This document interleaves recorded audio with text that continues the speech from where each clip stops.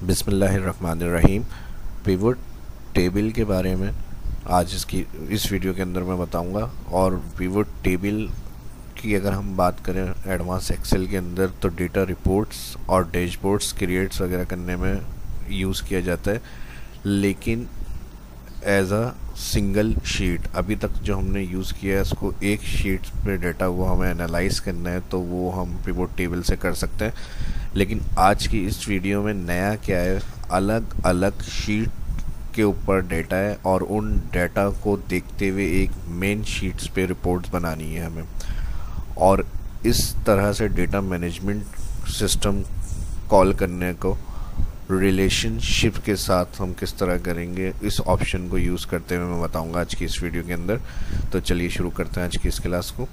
Microsoft Excel को open करेंगे। यहाँ पर एक शीट 1 है, अभी फ़िलहाल ब्लैंक है हमारे पास। उसके साथ शीट 2 डाटा है, उसमें हमारे पास ID, product name, cost price और सेलिंग प्राइस। नेक्स्ट शीट 3 पे डेटा मौजूद है, आईडी हमारे पास सेम है, ठीक है जी।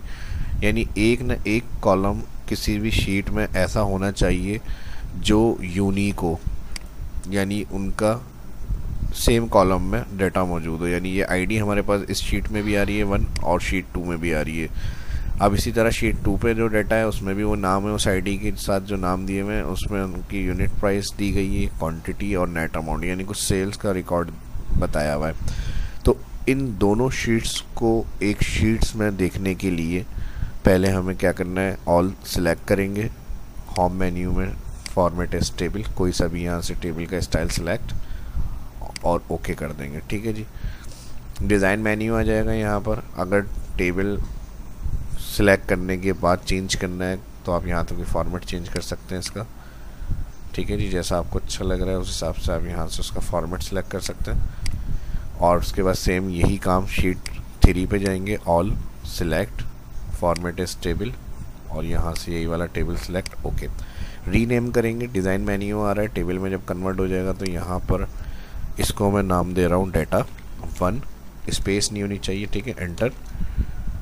और या डेटा 2 कर लेते हैं इसको, और शीट 2 पे जो इसको डेटा 1 कर लेंगे, ठीक है जी। ये शीट डेटा 2 और शीट 2 का जो डाटा है उसको सिलेक्ट करेंगे। डिज़ाइन मेन्यू, इसका टेबल के ऑप्शन आते हैं अलग से, इसमें जाएंगे और इसको हम कर देंगे डेटा 1, ठीक है जी। तो टेबल में कन्वर्ट किया है, पहला काम हमने ये किया, डेटा टेबल में कन्वर्ट किया है और उसको डिज़ाइन मेन्यू से उस टेबल के ऑप्शन में जाएंगे और डेटा 1। और दूसरा जो शीट पे डाटा था उसको भी सिलेक्ट किया, टेबल में कन्वर्ट के बाद इसका नाम दे दिया डेटा 2।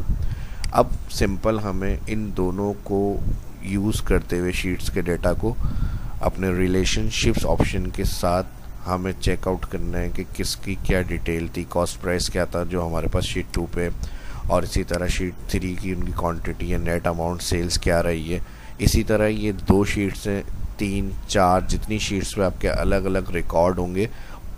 आज की इस ऑप्शन को यूज़ करते हुए जो मैं बताऊंगा आपको इस क्लास के अंदर, आप बड़े से बड़े, लार्ज से लार्ज डाटा को, कंपनीज़ का, बैंक्स का रिकॉर्ड, उसको आप मैनेज कर सकते हैं आराम से, ठीक है जी। जो वैसे नॉर्मली अगर हम देखा जाए तो बहुत मुश्किल हो जाता है, जैसे हमारे पास अलग अलग शीट्स के रिकॉर्ड हैं और सबको कंपेयर करना है, कंपैरिजन करना है किसी चीज़ को किसी दूसरे कॉलम के साथ, तो बहुत मुश्किल होता है। लेकिन ये वीडियो देखने के बाद बहुत आसान होगा। तो सबसे पहले टेबल को यूज़ करना का बता दिया, उसके बाद जितने यानी शीट्स के रिकॉर्ड्स होंगे उन सबका डाटा आपको टेबल में कन्वर्ट करने है। टेबल में कन्वर्ट करने के बाद नाम दे देंगे उसको। अब मेन काम जो होगा वो हमारे पास, जहाँ पर हमें शीट्स तैयार करनी है, जहाँ पर हमें कंपेयर करने हैं अलग अलग शीट्स के रिकॉर्ड को एक साथ रिपोर्ट्स में, उस शीट पर आ जाएंगे। इंसर्ट मेन्यू में यहाँ दिया हुआ है पिवट टेबल,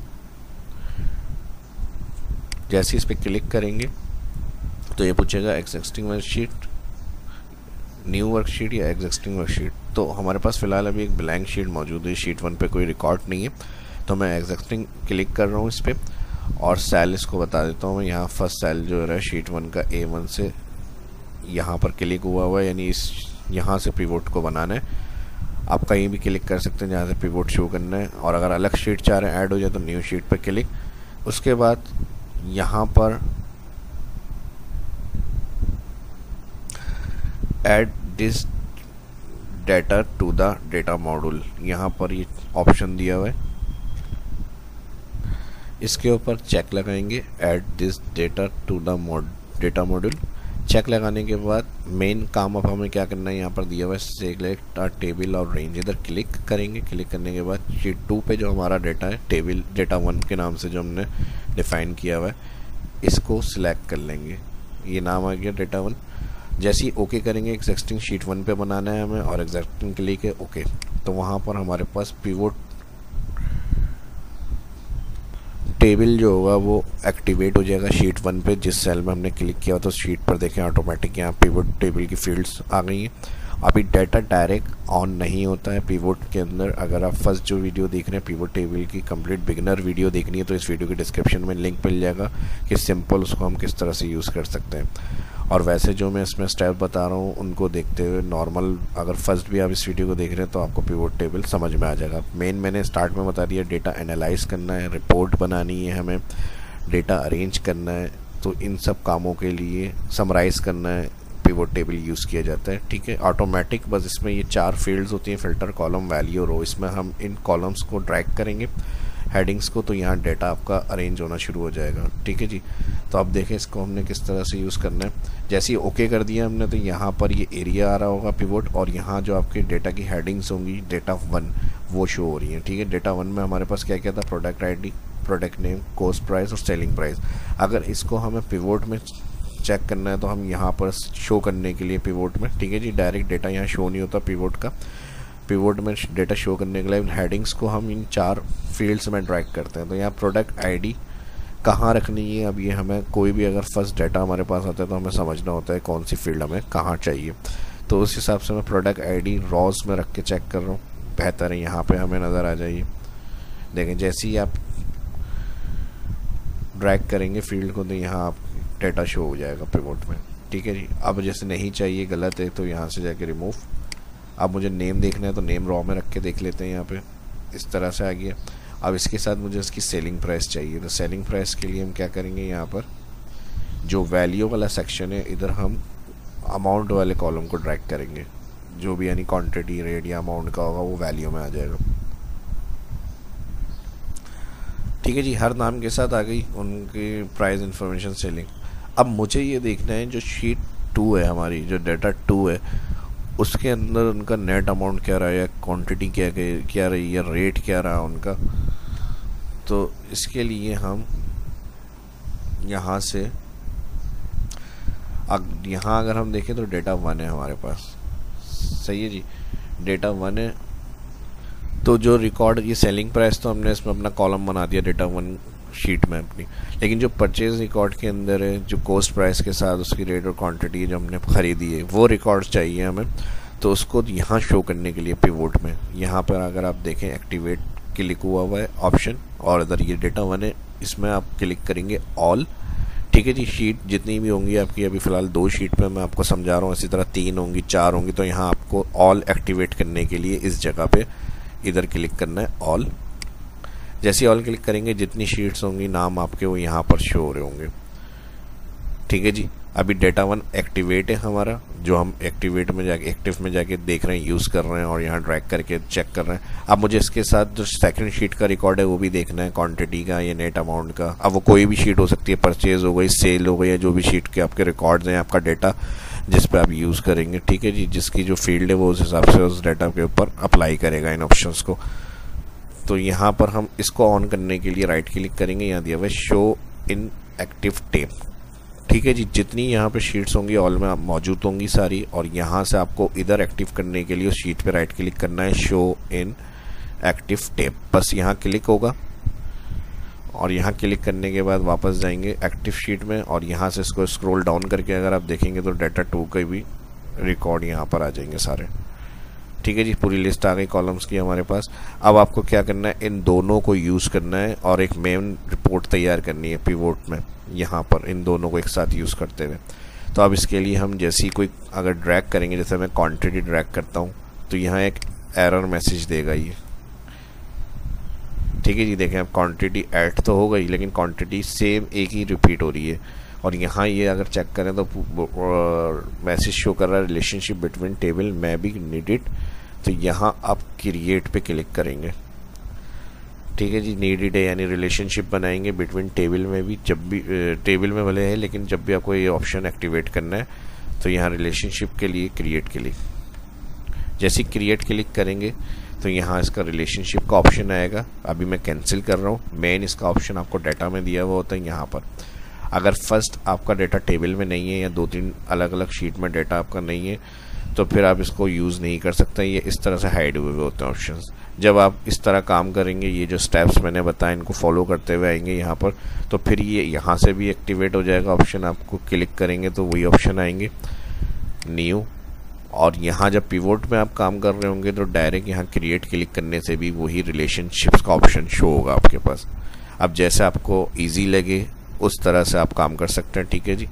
क्रिएट, अब यहाँ पर टेबल इसलिए मैंने बताया था जो डेटा हम टेबल में कन्वर्ट कर रहे थे उनको नाम देना है, तो वो नाम आपके यहाँ पर आते हैं, ऐड हो जाते हैं। इधर आएंगे तो हमें कौन सा डेटा चाहिए, अभी पहले डेटा 1 है जो हमारी शीट 2 पे, ठीक है। डेटा 1 नाम दिया था, क्लिक। और उसके साथ उनकी यूनिक आईडी क्या थी, जो दोनों शीट्स में आईडी दोनों सेम थी, ठीक है जी।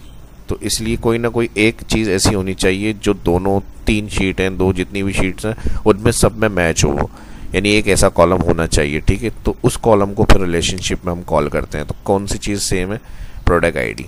यहाँ पे डेटा 1 सिलेक्ट करके प्रोडक्ट आईडी, और फिर यहाँ से डेटा 2 सिलेक्ट करेंगे तो खुद ही ऑटोमेटिक प्रोडक्ट आईडी आ जाएगी यहाँ पे। जैसे ही ओके करेंगे सिंपल, तो जैसे ही ओके करेंगे कर्सर यहाँ होना चाहिए इस वाले सेल में, क्वांटिटी वाले, और ये जो मैंने बताया स्टेप इसी तरह से आप फॉलो करेंगे।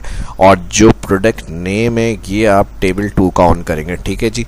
तो यहाँ पर एक क्वांटिटी आ जाएगी इसकी। अब देखें 2 रिलेशनशिप हमने मल्टीपल यानी शीट के ऊपर जो डेटा था उस रिलेशनशिप ऑप्शन को यूज़ करते हुए इन दोनों का कनेक्शन रखा है बिटवीन एक मेन शीट के ऊपर, ठीक है जी। और ये रिपोर्ट आ रही है, देखें डेटा 2 से हमने प्रोडक्ट नेम ऑन करा हुआ है और क्वांटिटी ऑन करी हुई है।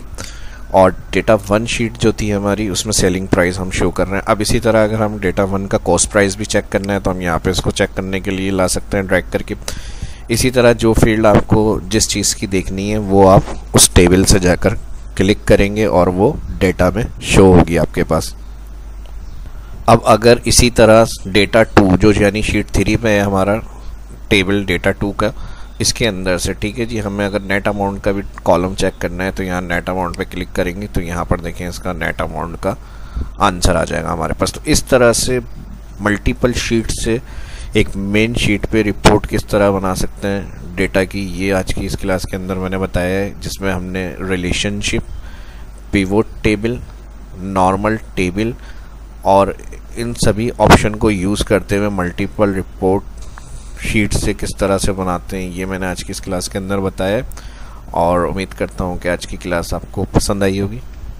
टेबल में डेटा कन्वर्ट करने का फ़ायदा ये, जो भी आप इंक्रीज़ करेंगे, ऐड करेंगे यहाँ पर, और वो अपना पिवोट में अगर आप चाह रहे हैं कि अपडेट हो एनालाइज में जाएंगे, यहाँ पर रिफ़्रेश में जाकर रिफ़्रेश ऑल, बाकी पिवोट ये जो कर्सर पिवोट टेबल की जो फील्ड्स आ रही हैं जिसमें डेटा शो हो रहा है पिवोट, इसमें क्लिक करते हैं तो ये मेन्यू आते हैं एनालाइज, डिज़ाइन, ये सभी ऑप्शन अगर पूरी तफसील के साथ जानकारी चाहिए इनकी तो आप मेरे शहाब इस्लाम यूट्यूब चैनल पे जाकर देख सकते हैं। पिवोट टेबल की क्लास में सभी ऑप्शन मैंने डिस्कस किए।